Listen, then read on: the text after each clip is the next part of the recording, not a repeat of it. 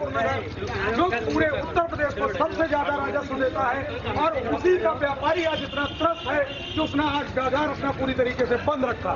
सैकड़ों परिवारों की रोजी रोटी पर खतरा। लगता क्या है कि जीएसटी लागू होना चाहिए या नहीं, इसके संदर्भ में मुझे आज अपने व्यापारियों के बीच में जाकर के उनसे बात करनी है।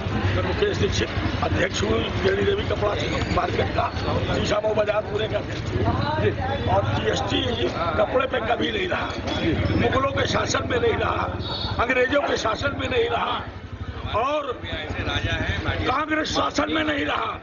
ये 5% का टैक्स हम लोगों के ऊपर जीएसटी क्यों थोपा जा रहा है? हम लोग एक बार एक्साइज देते थे और उसके बाद हम लोग कपड़ा बेचते रहते थे। अब हम लोगों के लिए इन्होंने जीएसटी हम लोग कपड़े व्यापारियों का इसलिए विरोध है कि हम लोगों को 5% जीएसटी क्यों थोपा जा रहा है? क्योंकि अरुण जेटली कोई अर्थशास्त्री नहीं है, इसलिए वो एक क्रिमिनल वकील है।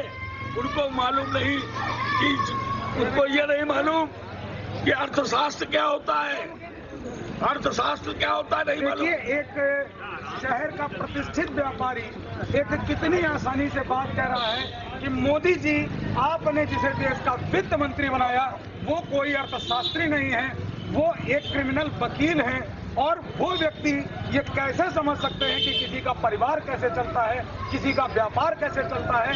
एक आरोप कर दिया गया कि 5% जीएसटी लागू करके आपने पूरी व्यापारिक व्यवस्था को, कपड़ा उद्योग को ध्वस्त करने का प्रयास किया गया।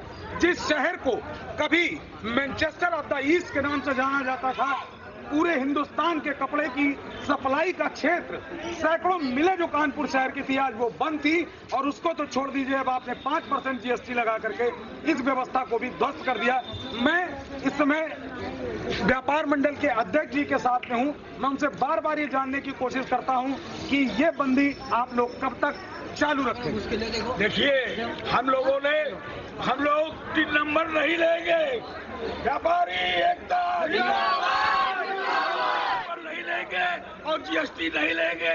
ये अंग्रेजों का शासन नहीं है, ये प्रजातंत्र है, हम प्रजा के साथ रहेंगे। और अगर हमारे ऊपर जबरदस्ती थोपोगे तो आगे आला 19 देखोगे। देखिए, एक व्यापारियों का खुली चेतावनी माननीय नरेंद्र मोदी जी को कि 2019 आपके सामने है।